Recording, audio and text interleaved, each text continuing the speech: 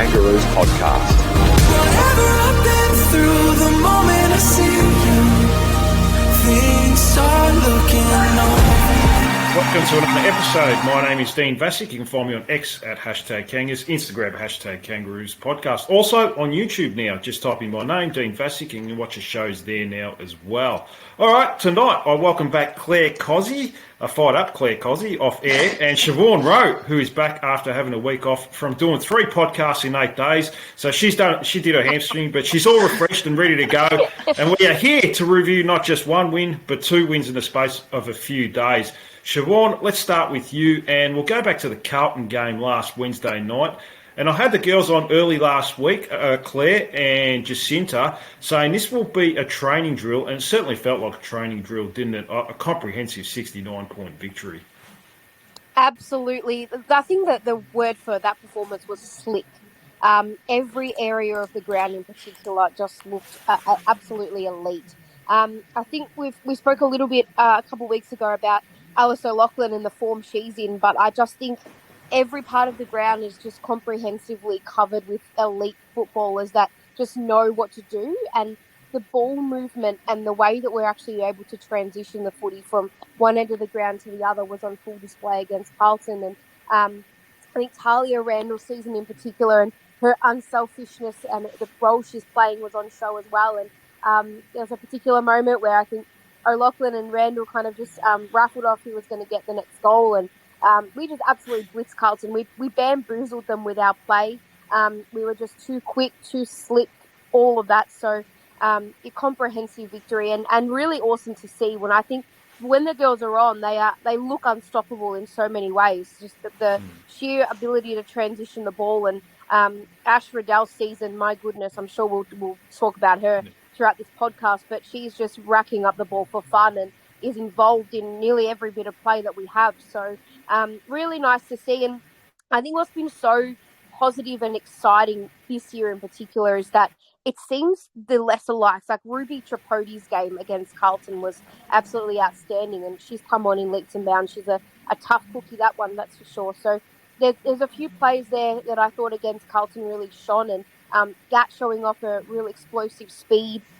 It's just all the ingredients to a really nice cake at the moment, this football club. So it's nice to watch. And I think against Carlton was a comprehensive showcase of what we are capable of.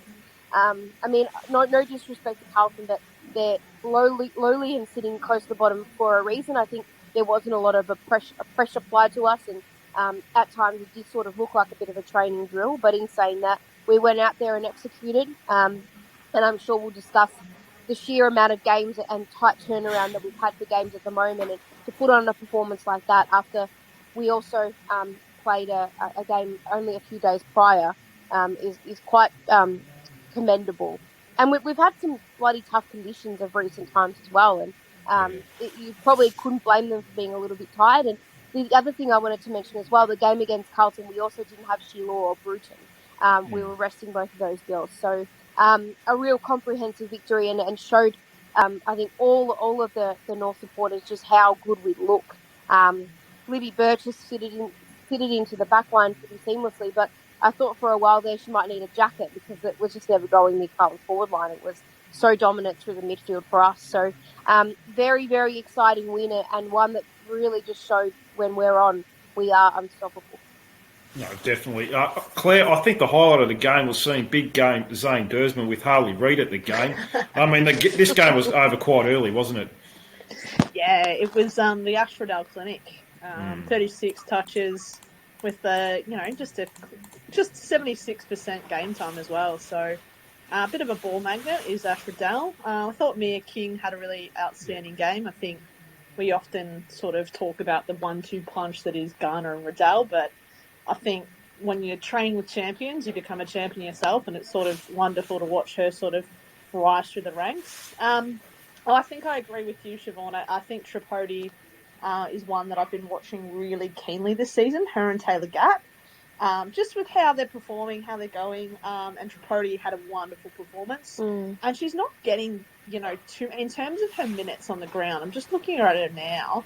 because I think she hovers around 61. Tripodi, yeah, so she hovered around 61 and got 17 disposals. Wow. Yeah, exactly. Meanwhile, like, you got to pay respect because Riddell and Mia Kearney and Garner love it as well. They love getting the contested ball, so she's competing with the best there. Yep. So and she also laid 9 tackles as well. So I think it's wonderful to watch North comprehensively beat teams, but it's also good to see that second layer of development kind of really stand up. And I think that was the most impressive thing about the game against Carlton. I think, that was pretty brutal last week, Dean, with my assessment of where Carlton's at. But, unfortunately, they did miss their captain, Karen Peterson. Yeah. And I think Abby McKay went down pretty early in the first half. So they were kind of in a world of pain. But, good teams get it done and they get it done well. So pretty exciting. But unfortunately, I'm just looking at stats now and I'm jumping the gun here, but probably in the top 5 was our captain Kearney. So we sort of all know the ending of that one in the next game. But sorry to jump the gun, but it's hard to say that when you know how important she is to your team and what sort of run and carry she delivers off that back line. So I guess we'll see what happens. Yeah. Now, Siobhan, I had a discussion with the girls last week as to who is having a better year between Ash Riddell and Jasmine Garner. You just mentioned Ash Riddell. Wasn't you, it was Clare, actually. It's a hard one to split. The Blues did try a tag on Garner, but it released Riddell to have 36 touches, 7 tackles. Garner was kept to 22 disposals, but 12 of them were contested. But either way, both those girls have had outstanding years, haven't they? I think what's been really impressive about Ash Riddell in particular is that her scoreboard impact this year has been quite significant. And I think she always had the ability to kick a goal, but it's become so consistent. The fact that she will push forward and get a snag on the board too. So that's where I think Jazz probably was a bit more of an all-round full package, that she was a goal kicker and accumulator and just an all-round very, very good footballer. But I think Riddell probably has the ability to accumulate the ball more. But both girls are superstars, but Riddell's has been so impressive in that every quarter she shows up and dominates, and she's getting some scoreboard reward for that as well. And what's really impressive about Riddell's year in particular as well is I find she just never fails to hit a target. Like, her disposal is just really, really good. And Garner has that kind of burst away speed that we're used to seeing as well. But yeah, both are just absolutely taking the PI55 at the moment, and it's really nice to see. And I think when you've got, I've spoken a lot on this podcast previously. When you look at our men's team, I think when you don't have leaders that lead by example all the time, it's hard. And Claire raised a good point, because I think our leaders in the women's side are unbelievably good and just lead the way again and again every week on the field. And that's allowing the likes of, Bella Eddie's had a great year in the forward line. Tess Craven's really come on. O'Loughlin, Tripodi, all of these King. She's not necessarily young, but she still is in age. And all of these reasons are why those players are having great seasons as well, is because Garner and Riddell are just solid and reliable every single week to get the job done. And why wouldn't you want to jump on the back of those two? No, definitely. Now, Claire, we rested Bruton and Sheila for this game for different reasons, which was smart. Obviously, we'll talk a little bit more about players. Maybe we could have rested yesterday, but that's all right. It seemed to free up Randall a lot more space, and she finally got her rewards for her unselfish play this year with 3 goals and found some good form, didn't she, early last week? Yeah, I think great call by the club. I think also allowing Puller to get back in, and I think it was a nice soft launch for her. It gave her the opportunity. It also gave her a really good opportunity to go forward and kick that goal as well, which I was really happy for her about. But yeah, I think in terms of the conditions as well, resting at all was probably a good call, mixing it up. I guess we're at the stage of the fixture now where Crocker does have the ability to throw some magnets around. And what I mean by that is the competition that we're playing against the opposition, it's probably more in its development stage as opposed to sort of more refined and polished. So on the weekend, losing Kearney against Tigers, they were able to throw the magnets around. And I think allowing Randall to have more space and be the key solid forward was a really good call, especially when they know that their key backliner in Kerring Peterson was not playing. So it was a good call by the club, and I think with Jenna, it's a smart move. She's coming up an Achilles injury, as we know, from the grand final. So nice to give her a bit of time out. I did see a photo that Jenna Bruton posted on her Instagram with her and Sheila just posted wags of the AFLW, which I thought, Nice. how good are we going that we've got Sheila and Jenna Bruton in our team with Kearney and Jazz Garner. So it's a good time at the moment, but I guess flags are about two things, Dean, and it's about having depth and I think about having versatility.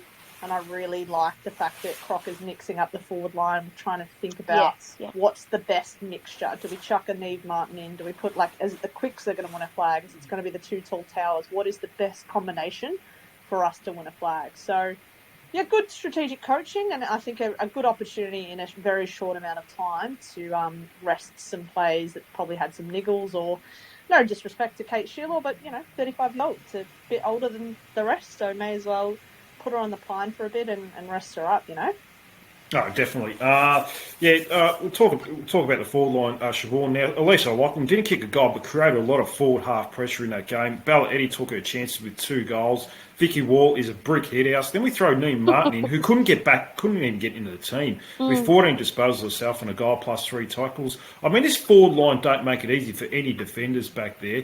They really do create very good forward half pressure, and they play a selfless role for the team and don't care who kicks the goals, do they? I mean, we've seen that with Elise O'Loughlin just handballing to Talia Rando, who had an easy goal herself, but just wanted to make sure of it by handballing over the top to finish the goal off. I mean, they're a very selfless team, aren't they?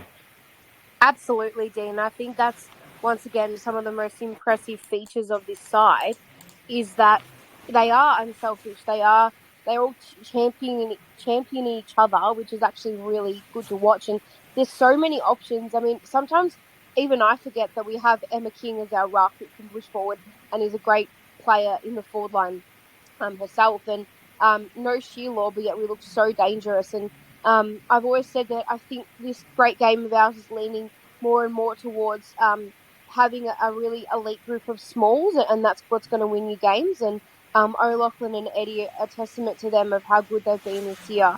As a duo, I like to look at them as down in the forward half. And what's so impressive too is our mids are able to kick goals. We touched on that before. So there's just avenues everywhere, which is what's so exciting about it. And Randall herself takes the best defender every week, which then leaves most sides in a panic because then they've got to look after Garner, who goes down there, Rennie.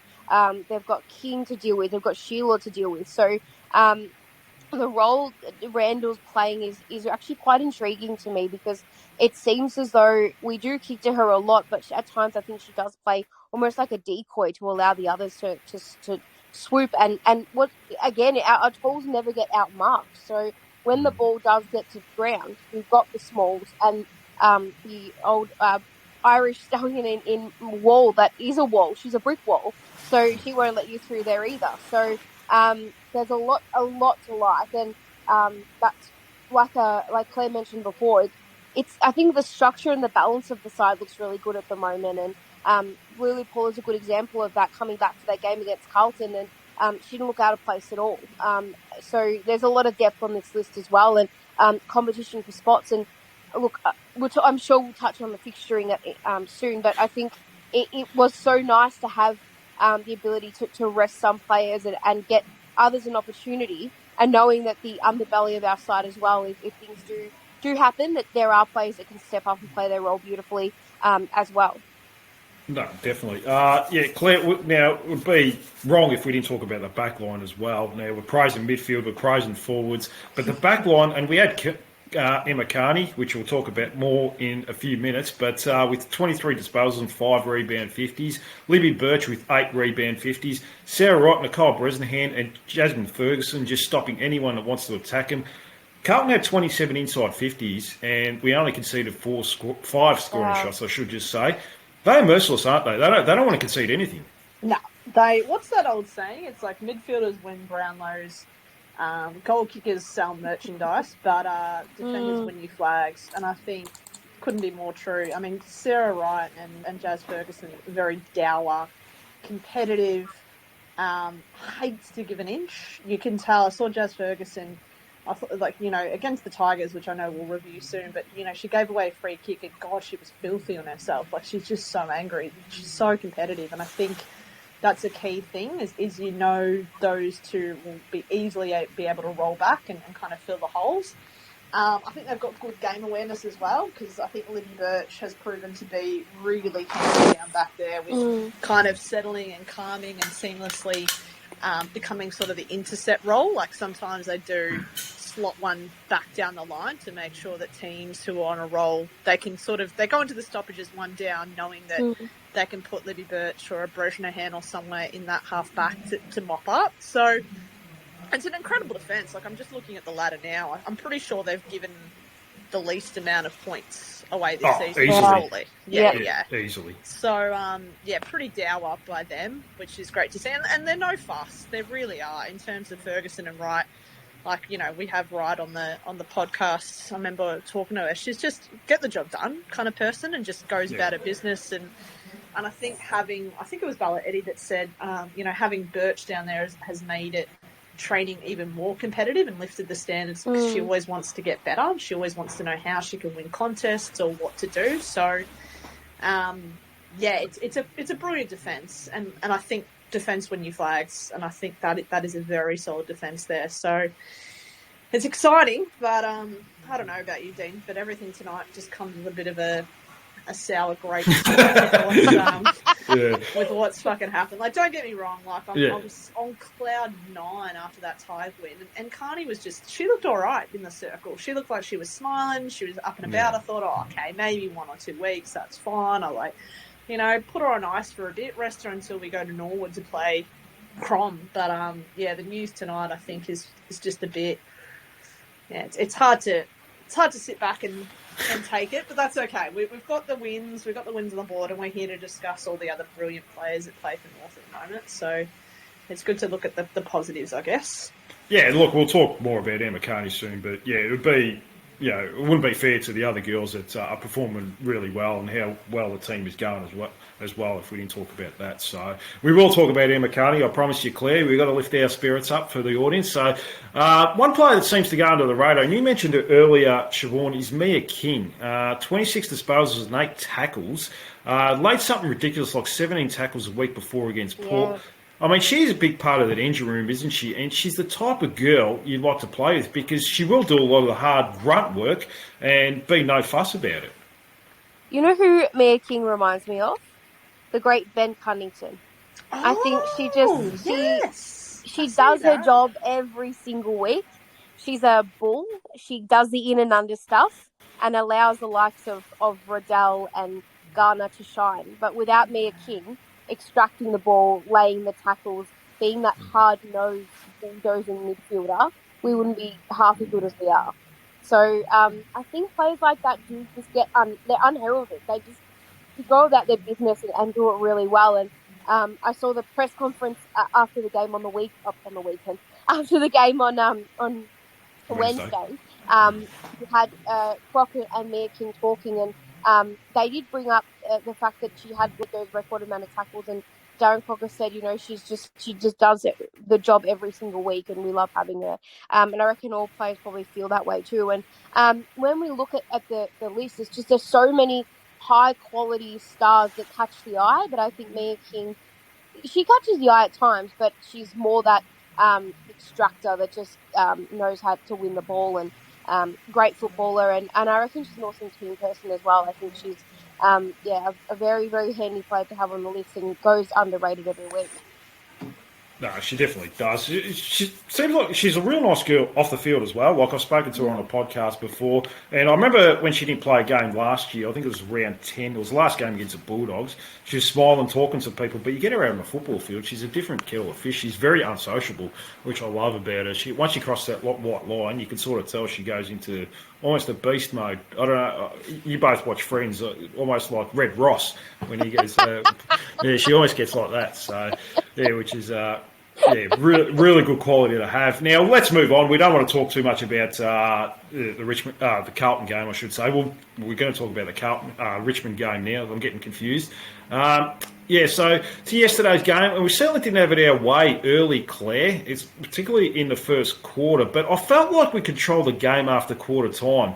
And the only things that kept Richmond, I felt like, in the game were the conditions, because it brought us down to their level, inaccuracy, and Mon Conti, who looked like she was playing with a dry ball the whole game. That was a resilient win, wasn't it? Gutsy. Yeah, Dean. Yeah. I said it. I think there's a lot of contributing factors as to why it's gutsy. I think it's because of the compressed fixture. I think because, Kearney goes down in the first minute of the game, which makes a huge difference. And I think with the torrential rain, I thought, you're right, Richmond were all over us. And if you listen to the game, it felt like the commentators were almost they were overplaying how well I think Richmond were doing. Yeah, it was bizarre, wasn't it, Claire? Yeah, I have to butt in and agree there. I think the commentary for our football side in particular has been quite distasteful. It's been quite biased against us, yeah. Yeah, and I think that there's a couple of reasons. I really took issue with Shiloh Curtis a couple of weeks ago when we were playing Port, because she was sort of saying, I'm dubious about North in the wet. They haven't been able to do this, haven't been that. I looked at the score. I'm like, babe, it's still 42-7, so I'm not sure where you're getting off here. But I think, look, it could be just the classic thing as commentators. Sarah Rose knew, and they slot her in. I think Jason Bennett was down there as well. But I think also there's a part of their contract that might say we have to keep the game interesting, and we have to sort of try and, somewhat barrack, I guess, for the other team. But yeah, I had to look at the scores again and say, it's 2 plays 8 here or something like that. It's certainly not over. And we'd only allowed them to score, I think, 1 goal 1 at quarter time, whilst it seemed like the commentators thought, they played all over us. And I think they were really good. They adapted better to the conditions. I think they were really good at getting the space. I think one of the reasons, though, that happened is because we just lost our shape and our width around the ground. I think Conti was really good, and Mackenzie are really good at sweeping and getting the ball out wide and then feeding and overlapping with Dempsey on the other wing as well. So I think they did really well there. But Elise O'Loughlin getting that free kick and slotting it, I think, took a bit of gas out of them. Because imagine holding North scoreless for an entire half. I think that would have been a great feat. Goals, goalless rather. But yeah, second half, different story. It was sort of like they decided that they were there to win a game of football again. And I think when you've got quality and stars on every line, I think I was really impressed with Vicky Wall. I think she played a wonderful game. I think she did exactly what she needed to do, playing a high half forward, absorbing pressure, taking tackles, and just running a real nice tempo of the game. And I think she played that really well. I think Bruton, I love Bruton, but Bruton rotating back with Craven as well to sort of play more of a halfback role throughout the game was really interesting. Bella Eddy, I think, the first time North got some slick ball hand movement with Elise O'Loughlin to Jazz, then over to Bella Eddy in the corner, and she dobs it. I'm like, that's the North we know and love. We've got good conditions to play slick, fast football, and our brand of football, I think we are unbeatable. So look, credit to Mon Conti and credit to, I think it was Keely Shearer or something like that. She was a gun as well. But I did. I don't know whether you guys watched it, but did you see Mon Conti take that free kick on the sideline that was supposed to be North's, and then G-Train from Greiser from St Kilda milked a free kick and they slotted a goal in the last quarter, and it kind of I just thought, okay, I guess we just want Richmond to come back into the game for some fun, I guess. But nah, look, the Stars stood up when they needed to, didn't they? Garner stood up again, Randall crashed packs, Vicky Wall absorbed. Yeah, it was amazing to sort of watch that then go to that next level, and I think that's that top tier football. Richmond are a decent, probably top 6 team. And I sort of had an argument with someone saying that, or if it was better conditions, Richmond would have won. And I thought, if it was better conditions, North would have kicked 6 goals on you guys. No, I would have won by 7 goals, yeah. Correct. Easy. I was like, I think the conditions actually benefited you quite a lot. You were helped very advantageously with the conditions. So, it was good to see that they could find another gear in that second half. But yeah, it's I'm still thinking about the Kearney injury. I was so happy after the win. I was so happy, and I was just like, yeah, we've got through that really dense block, and we've pretty much gone out unscathed. But as we now know, unfortunately, we've not. But look, great game by some individual performances, and now it's how to live without Kearney, I guess. Yeah, Siobhan, I mean, Emma Kearney went down early. Our third game in 8 days in really atrocious conditions. This could have been easy for the group to make excuses and say, well, this isn't our day. But they went the opposite direction and put the heat on after quarter time. And I felt like it was our best win for the year. How did you see it? It's an interesting comment that it's the best win of the year. I think it was the most gritty and resilient win of the year. And I also think it showed just the sheer character and quality of people we have in this group. The conditions were less than ideal. And obviously with the skip going down so early on, I think they could have dropped their heads. But I just think this group is destined for greatness this year, purely because I think no matter what, they'll find a way. I mean, if you think back to the grand final, losing Jenna Britton in the last few minutes either, like that I think this group has faced adversity and they are willing to work through that, which I think was really impressive. And I just worry. The only thing is we've had some really challenging conditions this year. Port Adelaide was one of them. Now the game against the Dogs was another one, and now obviously the rainstorm that we had in Tassie. Just how much more they've got in their legs if you know, the next few weeks are quite challenging no matter what. So that's going to pose a real challenge to this group. And I think the strength of character we've got, they'll get through it. But yeah, it's obviously, Claire touched on it, disappointing to lose Kearney in the way that we did as well. And overall, I think it was a game that they had to just get the 4 points and move on. And that's what they did. So I think that's where we'll leave it with that particular game. It wasn't exactly a condition. Conditions weren't allowing for us to show the slick ball movement and strong ability we have in many ways. But no, it was just a bank the 4 points type performance, I think. Yeah, I mean, if the conditions were dry, you would have seen more overlap run from behind the ball. A lot of times we got it and we just rushed the kick forward just to get metres, and that's the conditions, unfortunately. I think whoever you're talking to, Claire, you can tell them that we would have won by about 7 goals if the conditions were dry. Now, Mon Conti, 35 dispels, and she was having a real influence on the game. I thought last quarter that maybe we could have put a tag on her, like a Mia King, Jenna Bruton. I mean, it didn't matter in the end because we won, but she was single-handedly keeping in the game. What did you think, Claire? Yeah, I think, though, unfortunately, I saw her have to mop up a lot on the half-back.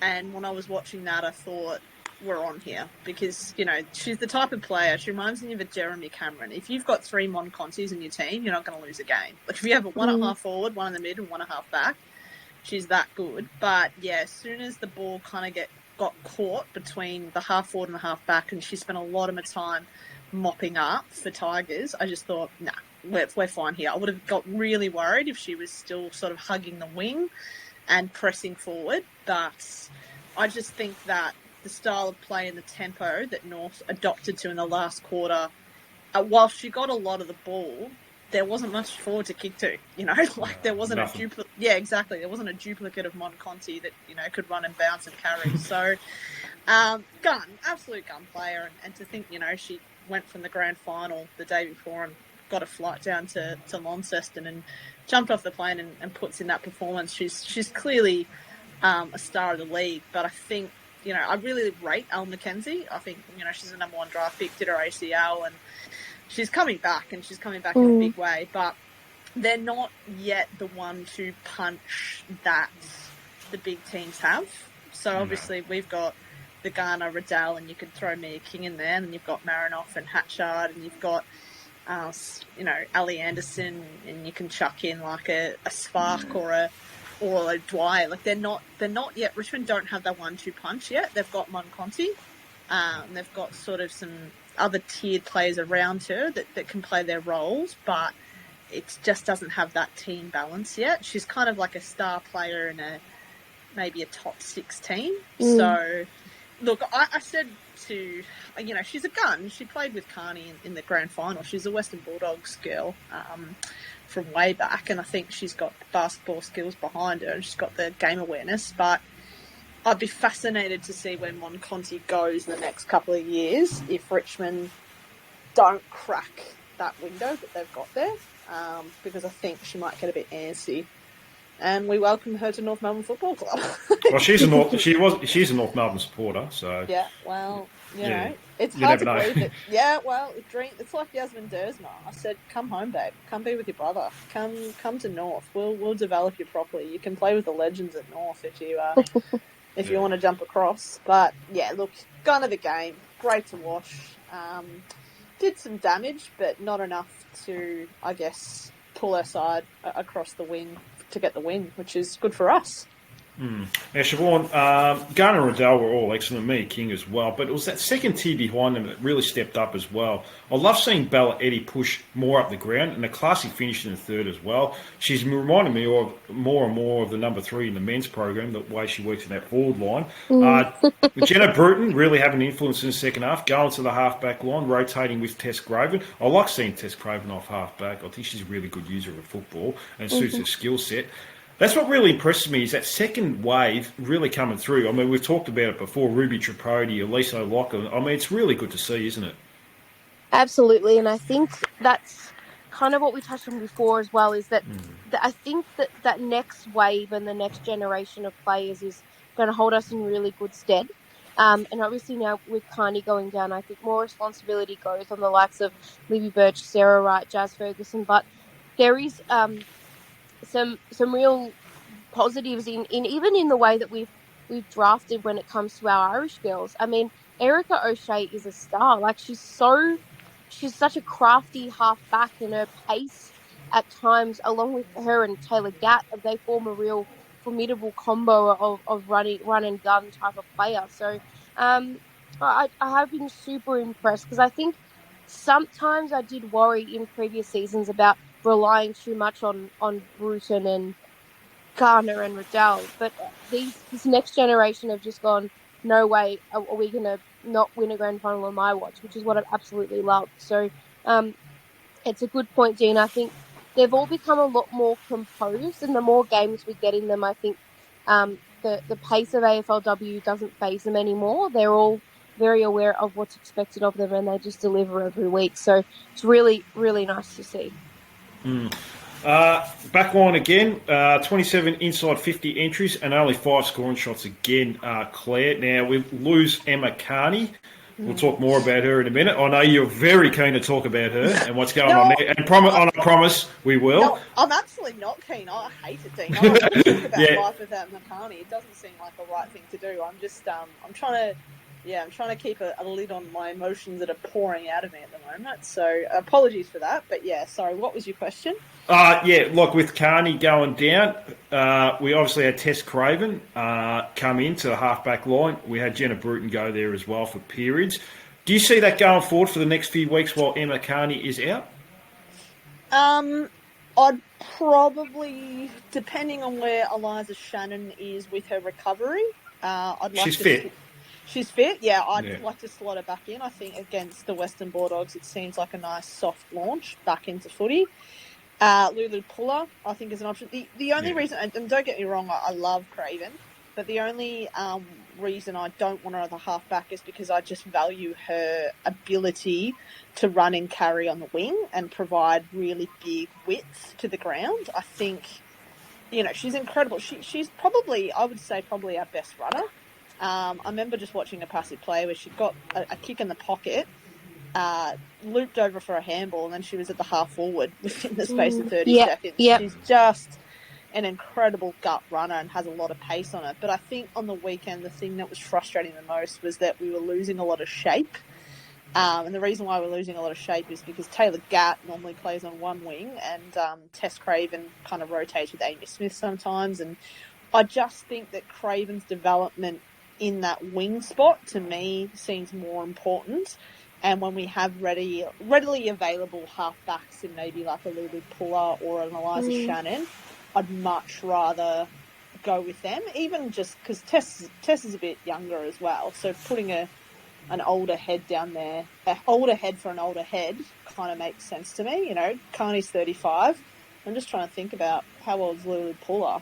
I think she's only 24. 23, I think. Yeah. Oh, she's... And how old's Eliza Shannon? 24, I think. Oh, if I'd wow. say, Okay. Yeah, they're very young. They are young. Yeah, right. Geez, I tell you what, you've got Sheila and Kearney, and then you drop down to like, what, 20? Oh, no, Riddell's, I think, 28. But you drop down quite heavily, don't you, in terms of the youth of the team. But yeah, look, the long story short is, as much as I love chucking a Jenna Bruton or a Craven down there because they're that versatile, I'd still like them to see them play their pure roles and then chuck a Lulu Puller or an Eliza Shannon down there as a nice kind of entry back into AFLW. So that would be my selection call. But you've also got to consider that Taylor Gatz coming back as well. She was ill on the weekend, and I'd imagine that she'd slot in straight away into that team. So, it's good to have headaches at the selection panel. So that's a good thing. That depth and versatility is going to be the key to win a premiership. It's going to be, I honestly believe it's going to be out of Brisbane, us, and Crows, and who can keep the healthiest list, I reckon, to be honest. No, it's a 3-horse race at this stage. I mean, I really can't see anyone else getting into it. I think there's a clear gap. I'm surprised Geelong are going so poorly. Melbourne looked absolutely horrible the other day. They're struggling with injuries as well at the moment. They got touched up by Essendon out of all teams. So, I mean, they're out of it. So I couldn't even tell you who the fourth best team is at the moment. I'd probably say Richmond, maybe? Just? Look, I'd have to think so. And that's clearly probably the fourth best team at the moment. And you can see the gap between, though, Richmond and North, even though statistically on the scoreboard on the weekend it probably didn't look like it. But maybe Hawthorn. Yeah, Hawthorn are interesting to me. I'm really fascinated. I think they've done well with recruiting with Batesy, Greta Bodie, Casey Sheriff, Eliza West. Like they've got a bit of zip about them. Yeah, they've got a bit of zip, but I'd be fascinated to see how they come up against. I think they've got someone decent this week. Oh no, they've got the Suns. Oh, okay, never mind. Yeah, I mean they got smashed by the Crows. So that's right. Yeah, they're not gonna beat any of the top three teams. So not on their day, unless everything just goes their way.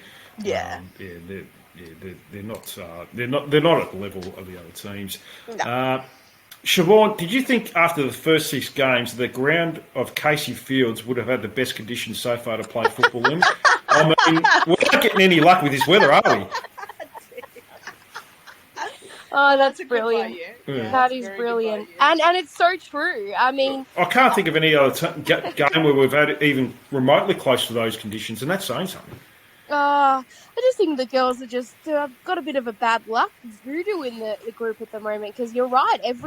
Most games we've played this year has been in horrendous conditions. God bless Arden Street. That was very nice that day, but it's been it's been weird. Like it's everything's been tough, and that's why I think I spoke before about the resilience of the group. I think that's probably what's so impressive about this bunch that we've got, is that rain, hail or shine, they will show up and perform in different ways. I mean, against Carlton, we were just too slick. Against Richmond, I think we were too gritty. We just weren't going to let that game go. So they're finding different ways to win, which is actually, it might hold us in good stead. It might be what exhausts us at the end of the day, playing in heavy conditions like we have. Round 1 was in 40 degrees against Brisbane. So they really have had everything thrown at them in terms of conditions, and they've passed nearly every test. So I would look at it that way. I mean, their bodies might be feeling it, that's for sure, especially with the compressed fixture, which has just been an absolute disaster. So I think it's nothing but character building for this group that they can take into, hopefully, the finals, and no matter what conditions, rain, hail, shine, whatever it is, that they will go and perform, and they've got different gears. I think even against Port, you could kind of tell in the second half when the rain came that they'd given themselves such a good lead that no matter what happens, they were always still going to win the game. So I think it shows again character in the group that that they are able to perform in different modes, and they do have so much going for them that what I love this about the group, the way they're playing, is that it's not down to one individual. Yes, you've got individual stars, Liddell every single week as well, but in saying that, the load has been kind of spread out, and everyone's had their moment or their game so far this year. So it is quite funny to think that, yes, Casey Fields has provided us with the best conditions when usually that place is a wind tunnel. So hopefully it's all up from here in terms of conditions, and the girls can really showcase just how good of a footy they can play once they get their transition game going. That being said, Siobhan, it's scheduled to rain at Armstrong on Saturday. So. I thought it was supposed to be okay this Saturday. Oh, I've just looked it up. Saturday, 5th of October, shower or two, possible rainfall. What's the percentage of rain? 70%, guys. 70% rain. Yeah, of course Love it is. to see it. The rest of the week's supposed to be all right, I think. So. Yeah, it's supposed to be 25 on Thursday, so get to the beach if you can. Yeah. Well, maybe they should have played the game on Wednesday. You may as well just throw another game in. You know, yeah, we may as well. Yeah, fucking Kearney's done for 6 weeks. Just throw another game at us. Yeah, might as well. Guys. May as well.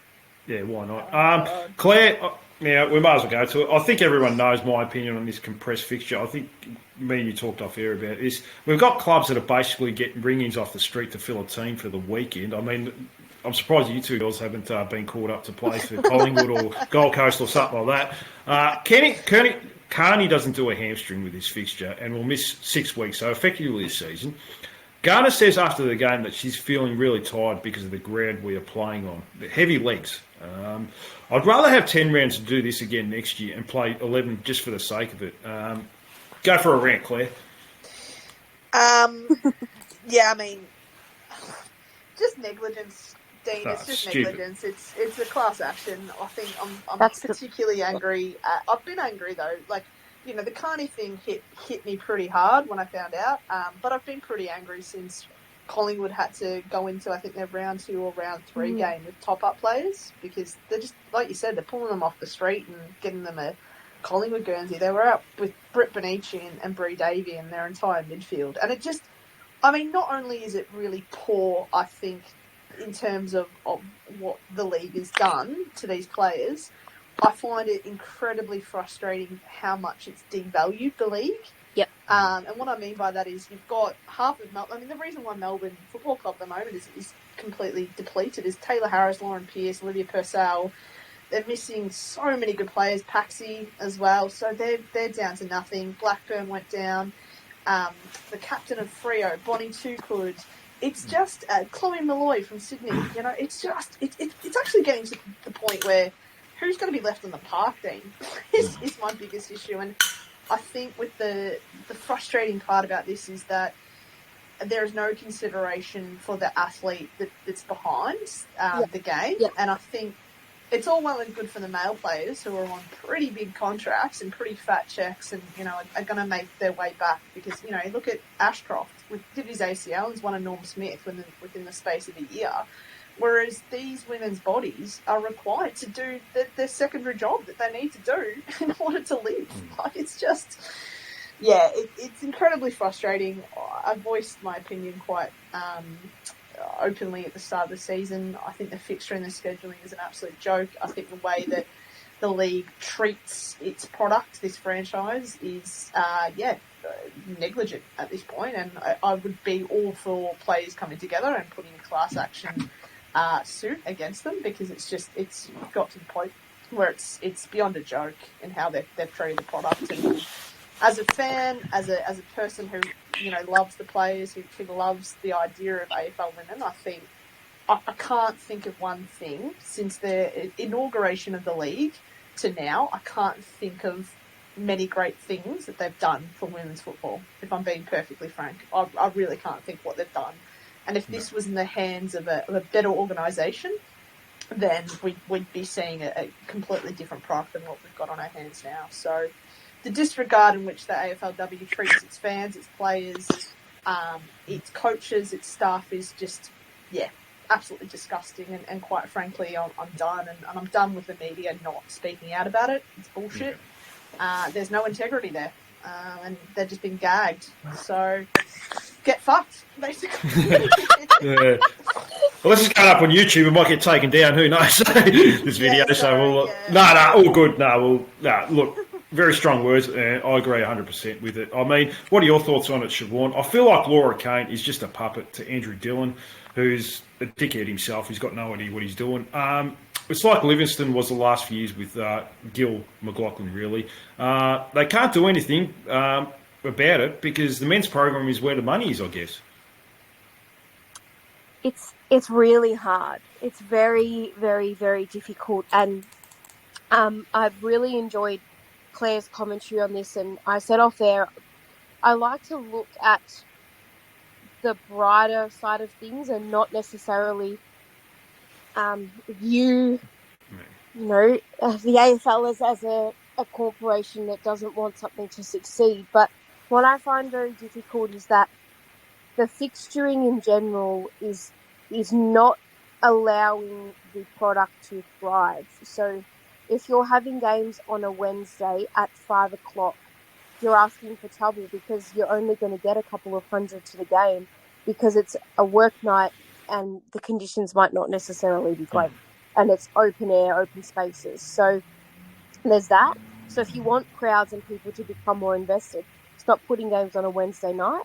And Claire spoke beautifully about it truly is at this point, it's not even about getting eyes on the product. It's actually very dangerous to actually have the fixturing the way it is. And I don't know what it will take for them to maybe look at this a bit more seriously, but unfortunately for us, we've lost our skipper potentially for the rest of the year because of the fact that of the fixturing was so tight. And it's a health and workplace, safety issue, to be honest. Yeah. So it's a challenge, and I don't know how to fix it, but there are people that are getting paid big bucks to do so that just don't seem to care, which in itself is really disappointing because you have to put certain things in place to allow something to grow and thrive. And instead of putting fertilizer on the plant, they're putting poison in it and expecting the plant to grow. So I just don't quite understand the intention of this. And from a selfish point of view for us sitting here tonight, we've lost one of our better players for the rest of the year. And the AFL won't care necessarily about that. But what will it take for people to really start looking at this and be more serious about it? And we also spoke a little bit off there about the new, ball chip technology that they've got that ultimately doesn't look like it's going to be a winner. And I know that they're using this competition as a guinea pig trial for that. And on the weekend, it more than likely cost the Gold Coast Suns a game.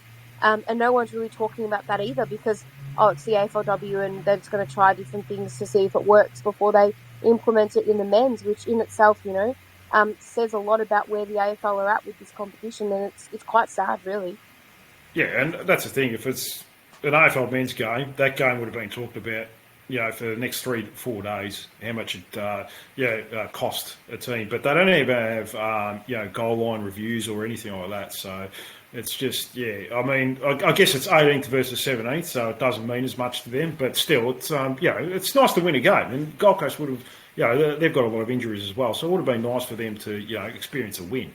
And like you said, it cost them a game. And I really find, and Claire, we talked a bit about this off air, the commentary during games, I find it's really poor. That boundary rider on the weekend, I've listened to her a couple of times, but she's not up to the level, and I don't know how she's got a job. Yeah, I mean, Alec, I think her name. I can't remember her name, but there's plenty of people that deserve a job ahead of her. They could do a better job.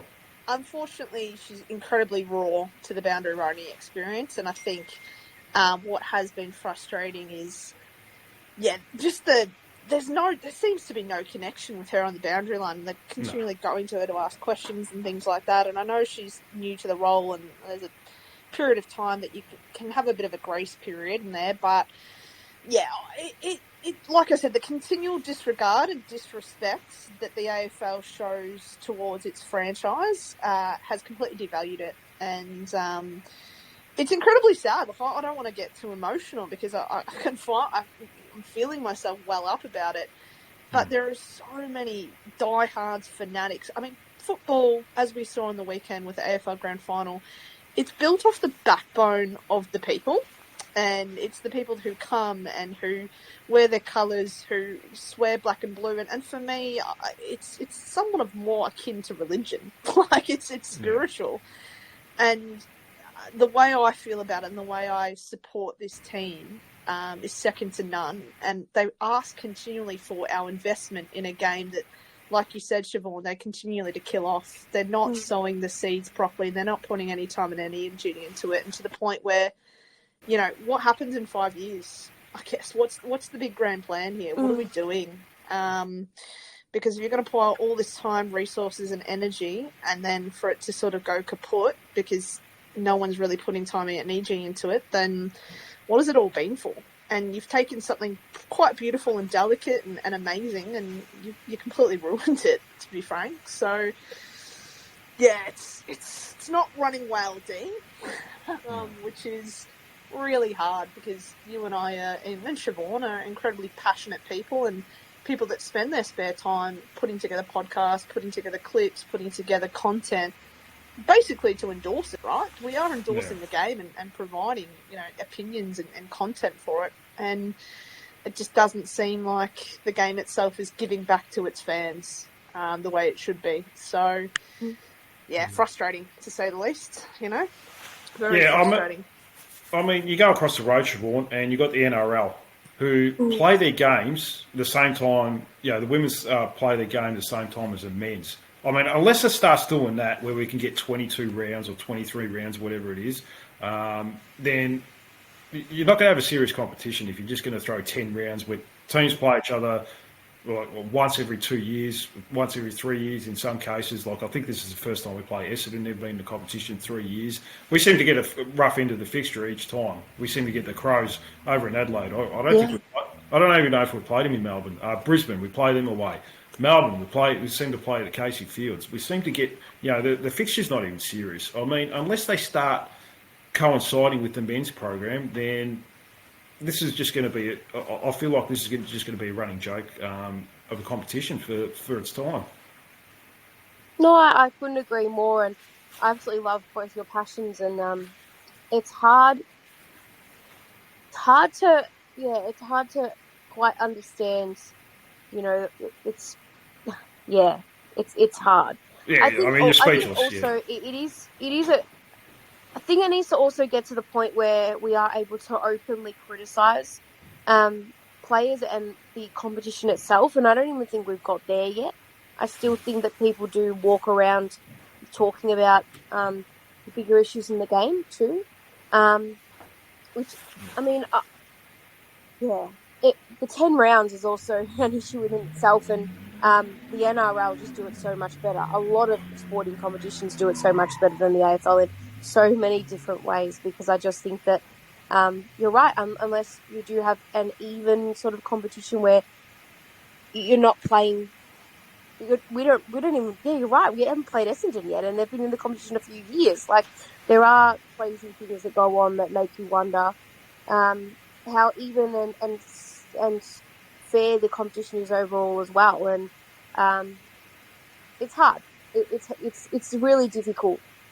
I think for us in particular as North supporters, I will say we are a very passionate and very loving sort of football club that way before the AFLW were even instated, we were involved in Melbourne Uni. We were involved in girls football.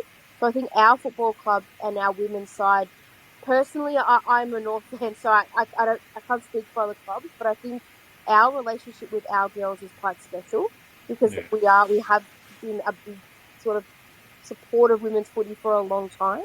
So we are very passionate about it, where I find that maybe even other clubs, not even the AFL overall, don't invest as much in their girls' programs. And that's why I think we see such good results and such positivity around our girls is because we invest and we care and we want them to grow and we give them what they need to do so. And that's why I think our girls are absolutely elite. And they've got the backing of a really awesome supporter base. And Kane Garner's a perfect example of someone that just loves women's footy. And I think there are a lot of people out there that really do love it, but they're just struggling to find a platform to express that on.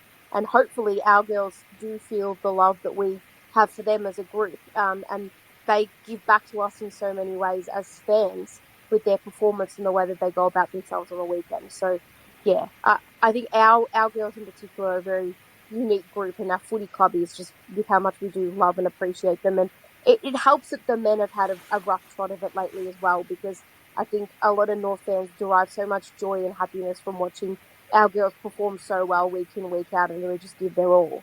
So from my point of view, I think the North environment is a really positive one for us. And we just got to keep supporting them and willing them to that flag. Yeah, I'm really wrapped. The other podcast, like I think it's the North Pod show, Shinboner's podcast. They're talking about the women's too. I think the Shinboner's podcast had Ruby Chiprodi on the other day. So all we can do is we've got control over, talking about it. And we can't control about other elements, I guess. And that's all we can do. We can just keep trying to grow it and expose it. I've had previous guests that are AFLW players, and I continue to plan to do that to try and grow the game. And look, House having Sonia Hood, who does take the time and effort into the women's program, and I know she probably cops a lot of criticism over that too, but because the men's is predominantly the more important one, that's the way everyone else sees it. But if someone asked me, Claire, if I was going to stop a podcast, if it was going to be the men's or the women's, I would stop the men's one. I love talking about the women's one. To be honest with you, there's no egos. There's none of this Taryn Thomas bullshit, or anything like that. They're just very selfless. You see them on socials; they catch up before a game. It's just a good group, isn't it? Yeah, it's. I think it comes from the roots, like you said, Siobhan, backing in something from 2010 with the association with Melbourne Uni, Sonia Hood, Jen Watt, being female leaders of the club. Kearney, obviously, a development coach down there as well. It feels authentic. It doesn't feel like it's something you're trying on and you're performing. It feels like it's deeply entrenched in the culture.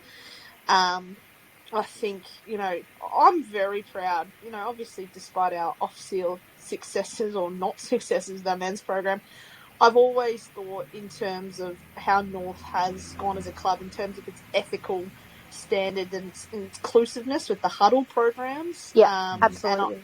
I've always hung my hat on that, and not having pokies and just sort of even bloody Jasper Pittard and Luke McDonald going down to the Lost Dogs home and doing a photo shoot down there. Like, I know that's but I've always held an incredibly soft spot, and I've always thought of ourselves as a club that is potentially, in terms of our men's program, not doing that well on the field, but an incredibly great culture that they have down there, and it's really transparent through the women's group and a lot of the fun that they have with each other, and just the goodwill and the spirit that's kind of around them. And I think, that win on the weekend against Richmond, even though it was awful conditions, it did, I don't throw around the shin boner word lightly, because when I use it, I want to use it with impact. But I think those girls really showed through that resilience and grit to roll up their sleeves, and it was a very Shinboner-esque performance. And I think in a very bleak period for the club that's been probably the last 5 to 6 years, they've been the silver lining, and they make us, I don't know about you guys, but they just make me so proud. They make me so I love it. Proud. Yeah. I put my scarf on, I put my hat on, and I walk down the streets of North Melbourne. I watch little kids wave their flags, or with young girls on the shoulders of their dads going to the game. And I'm just so incredibly proud of what they've been able to do. And despite the AFLW, I think that's another key reason why North does so well, is because despite all the outside noise and the bullshit that AFLW has imposed on clubs, is that North kind of continue to rise to the challenge, and they're happy within their four walls, and they know culturally what they're about. And I think that kind of sets us apart from the clubs as well. I think I had a kind of, not an argument on Twitter, but I guess a discussion with some people around Darren Crocker, and I'm like, he wanted to coach the girls. He's not interested in the men's program. He wants to coach the girls, and I think It suits him too. Yeah. 100%. I think Starchevich, who coaches at Brisbane, and he's really good too. Yeah, and Doc Clark, who's at Crom, is that you can tell that good teams are invested in by their women's programs and stay elite because they have the right people in the right places that want to invest in women's football. So, yeah, I love coming on here. I love everyone. Thinks I'm a bit of a nuff and they think I'm crazy, but I could talk about this women's club all day long. I don't. There's so much love that I have for them, and I'm glad that we do this because in times when you do get flat, with Emma Kearney being out probably for the rest of the season, it's nice to jump on board and have this and talk to other supporters and be with each other. I guess it makes the journey all the more sweeter, I guess, which is really nice for us. No, it definitely does. We'll move forward anyway. Look, we'll keep talking about it. And we've got a game this week, Siobhan, against the Bulldogs. They've won 2 in a row. But we go in very hot favourites, don't we? Absolutely, we do. Absolutely, we do. And I'm not trying to sound cocky or getting ahead of myself, but maybe we do look at maybe resting some of these players and making sure that they have enough energy and physical sort of stamina to go on for the rest of the season. But absolutely going red hot favourites. I mean, Ali Blackburn-less Bulldogs that are really, really struggling. I think it has bloodbath written all over it, and I do think that maybe the girls are going to show a bit of signs of fatigue or that the sheer amount of games and the conditions that we've played in might slow them down a little bit. But I've got no doubt that there's a big win coming our way, and maybe, like I said, we do have a few of those players that just couldn't catch their breath for the challenging kind of games that are coming up ahead. But I don't believe that this will be any problem for us. I think we'll carry on our merry way. No, I mean, the next 2 weeks are against teams who are missing their best players, like we've talked about, Clare. There could be some cricket scores, couldn't there, in the next couple of weeks? Yeah, I mean, they are, like, Western Bulldogs are 2 from 2 in their last game, though. So, there's a bit of yip about them. I think they were a bit flattened at the start of the season with some poor losses and Blackburn going down, but I think Berry has done pretty well in an inaugural captaincy to sort of get them up and about for the last couple of games they've played. So I think they've got some young, fresh bodies. What I mean by that is they've got kids who are very raw to the experience, I'm sure. But I probably, and maybe it's the Kearney factor, but now I'm sort of like, I'm putting people on ice. I want everyone on ice. Yeah. I'm thinking about managing Sheila. I'm thinking about managing, seeing what we can do with Bruton, like how she pulled up after some rainy conditions. What magnets can you throw in there? I think Taylor Gatt is an automatic in. I think she comes straight back in, and I'd like to see a Puller or a Eliza Shannon come in. But look, it'll be nice to watch Ali Gavalis. I always have a soft spot for the North players that kind of move on to different clubs, whether it's Bannister at, disgusting Essendon, but still Bannister. We love Bannister. Or Aileen Gilroy and Gavalis. Gavalis was an inaugural Roo, so I've got a big soft spot for her, so I'll be keen to see her succeed, not Western Bulldogs, but individually. I'm happy for her to potentially kick a goal. But, yeah, the throwing of the magnets now is really interesting me. Do you chuck a Zoe Savriani and put her in and see what she can do, I guess? Do you rest a Bella Eddy or something like that? But the other, I guess, issue with that, Dean, is that do you flirt with form? And that's always the thing. Yeah. What do you do? I guess that flirting with form is a very dangerous game, isn't it? So we should win. We definitely, I think, should win. It's more about managing the load. I think the loads of I just thought that Mia King, the genius move by Crocker, I reckon, on the weekend was pushing Bella Eddy up to the coalface and giving her some minutes and Tripodi in the midfield, because it gave King, Riddell and Garner some chop out, so that when they were at the contest in the second half, they could go a lot harder with bursts of intensity as opposed to sort of fatiguing. So might be even a case of, managing the minutes of our midfielders and what that looks like as well. So Yeah, I think it'll be a pretty convincing win, but I also think, Western Bulldogs have got their tail up a bit. Like, they've got a bit of yip and yap about them. So I think they'll be a lot more competitive than what they have been against us. We won to them. I saw our last game we played them. I think we beat them by about 55 points, I'm pretty sure. So last round last year. Yeah, so I expect them to be a bit more competitive in that. But, yeah, do you flirt with form or do you manage to ensure that you've got the healthiest list possible heading into finals? Sorry, Claire. Sorry. No, you're right. I've got nothing. That's the question. Siobhan, I guess you pick your best team available, and if things are going pretty well by halftime, halfway through the third quarter, you're 8 goals up. I guess you can start throwing some players, giving a bit of extra rest. I mean, you could throw Ruby Tripodi in more in the midfield. Erica O'Shea could probably throw a forward. She has played forward a little bit. Tess Craven in the back line or whatever. Maybe Taylor Gatt up forward as well. I mean, that's probably where you start, I guess, flirting with your form when you're sort of already well in front, don't you? Yeah, it's a really tough one. And it'll be interesting to see what happens because you never take anyone lightly. I mean, anything can happen on any given day. That's the absolute beauty and the mastery of football.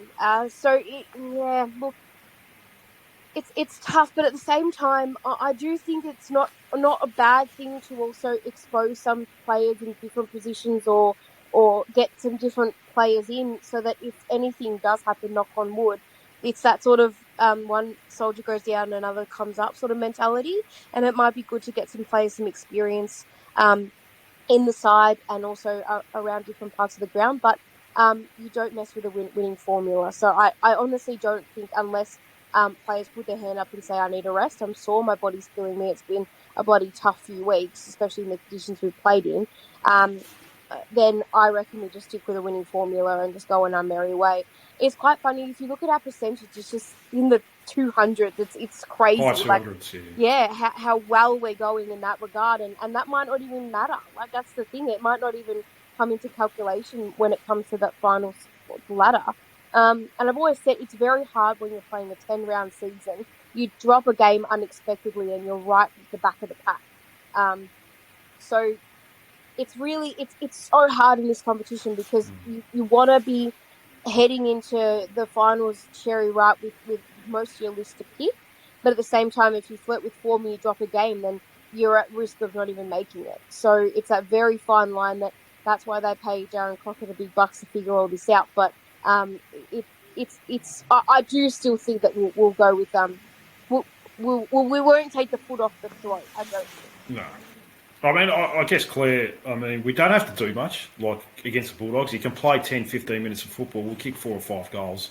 I've said that constantly throughout the course of the year. We don't have to do much here to get on top of a team. And nothing against the Bulldogs. They've been quite solid the last couple of weeks. They had a really good win against Collingwood. Full credit to them, but I think we're just a different kettle of fish at the end of the day. And, what's your prediction? I expect a comprehensive win.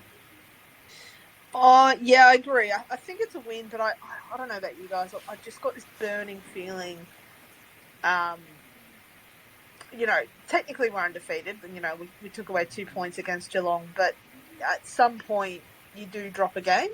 I don't know. Do you guys see us going into finals undefeated? There's only one more game that's going to threaten us, and that's Crows. Yeah, Crows. Yes. Crows Yeah. Nord. Yeah. Yeah, I see it very similar. I don't know, maybe it's because I just spent my lifetime following the men's. I just have this cynical doom looming over me. It's like a rain cloud, literally and metaphorically with the thing. I do see us comfortably beating them by 25 plus.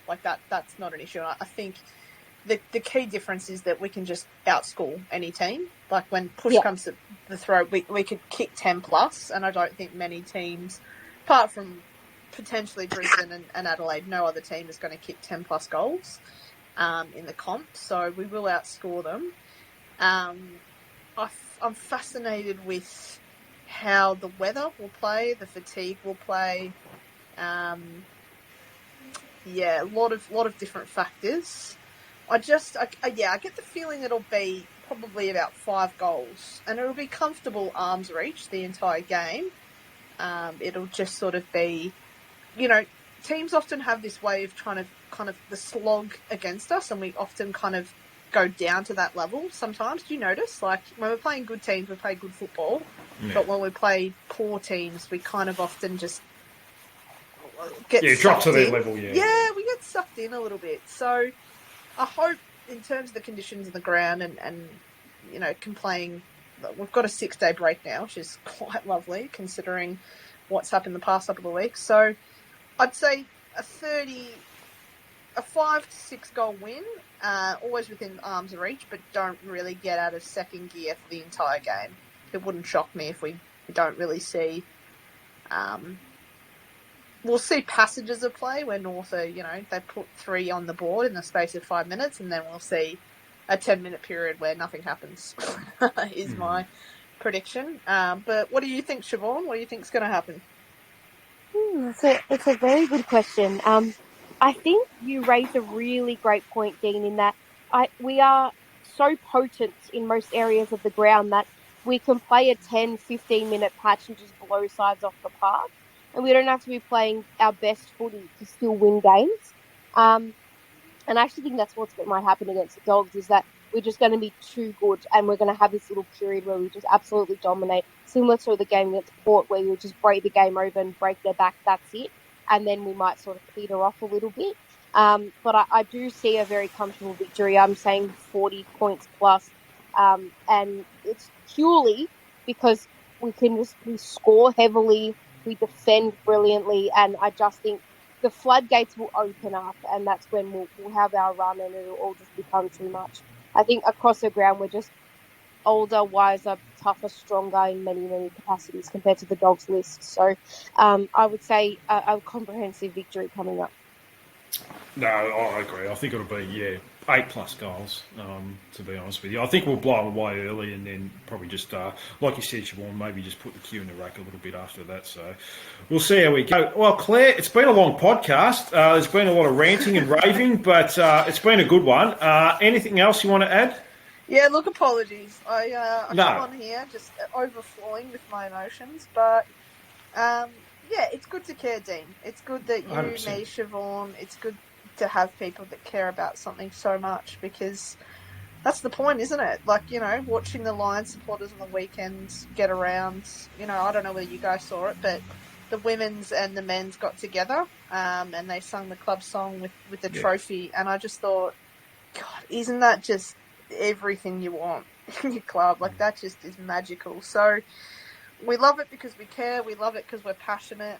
And as much as we are very critical on the AFLW, our love and our support for the North Melbourne Women's is unconditional. And I'll be there on Saturday, hopefully with no rain. Please, no rain. And like you said, a comprehensive win against the Doggies. That's the goal. And hopefully Emma Kearney's on the sideline barking orders and getting amongst it, because her leadership is just it's unparalleled. There's no one like her, and no one will be like her. I'm a little bit sad that she probably won't get a 9th All-Australian in a row. That's a bit of a kick to the guts, but hopefully she's in top form and she's ready for finals. That's the goal, isn't it? That's the hope. So well, that's it. I mean, we can only hope that it's 5 weeks to the end of the season, so you're hoping she'll be right for the first week of finals. But it's going to be touch and go, especially as you get older. The hamstrings don't recover quite as quick.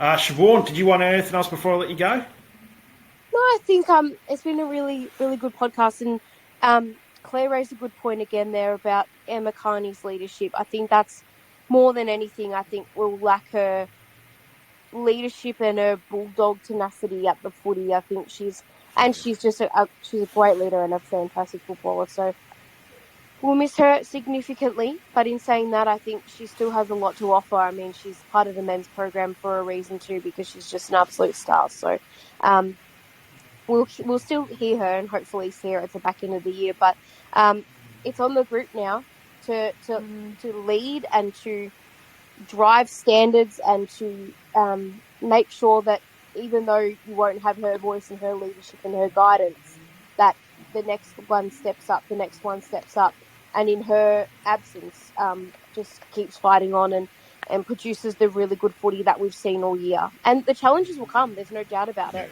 I don't think it's going to be this week. I think this week is another kind of it's a win, but when the challenges come, it'll be interesting to see which one of them really steps up to fill the void a little bit. But I sense a good victory this weekend. It'll be. Sorry, Dean. One last thing. I just thought about that. It'll be Jasmine Garner. She's the vice captain. So fair enough too. I think this. Yeah. Oh, absolutely. Yeah. But I can't like. It feels odd to have Captain Kearney not be the captain of the club. Like, is that the first time in the history? It's on the weekend. Will probably the first time in history in the club that Emma Kearney's not captaining the side. Would that be correct in saying? She might have missed the odd game. I'm not too sure, but I couldn't quote you on it. To be honest, with you. I can't remember her missing a game. To be honest with you, but she might have missed one or two. Potentially. I mean, trying to tell Kearney that she's not playing football is I wouldn't like to be in the room for that. But yeah, Garner's the vice captain. Then you got Riddell, Sheila, Bella Eddy, Libby Birch, and Jazz Ferguson to round out the leadership group. So I think it'll be fascinating how. I mean, like I said, Garner, we've just run out of superlatives and synonyms to say how great she is. So she is. She's just sort of like she's got another. This is her role now. She sort of has to step up and be the captain of the club, which is going to take a bit for her. So it'll be fascinating. I know she's more of a quiet, introverted leader, so it'll be on a lot of the other players to bark and to inspire and to get around each other. So hopefully Riddell, Sheila, Bella Eddy and Birch and then all them can get around the girls and make sure that they supply the leadership that they need. So interesting times ahead. Very interesting times. Yeah, I think Emma Kearney will be the next coach after Darren Crocker, to be honest with you. It seems like a natural transition for her to get into coaching. She's already coaching the men's program, so that makes sense. There's a lot of good leaders there you mentioned as well. Jasmine Ferguson, Sarah Wright. If you ever go to a game and the ball's in the forward line, just watch the back line, how they communicate to each other. All of them just talk to each other, so it's really good to watch. Amazing, so, yep. Yeah, it's good. Well, Claire, thanks so much for coming on. Appreciate it a lot, and we will chat soon. Thanks, Dan. Always a pleasure. Yeah, definitely is. Siobhan, thank you so much for coming on. Good to have you back on as well this week after a week off. We'll chat soon. Absolutely. Thanks for having me on, Dean and Claire. Right. Very interesting. No, definitely was. Thank you to all you lovely listeners as well. Don't forget, check out the show on YouTube, like and subscribe, leave comments, push that notification bell as well. I'll be back later this week with another show. Should be getting on a good guest at this stage. But until then, bye for now and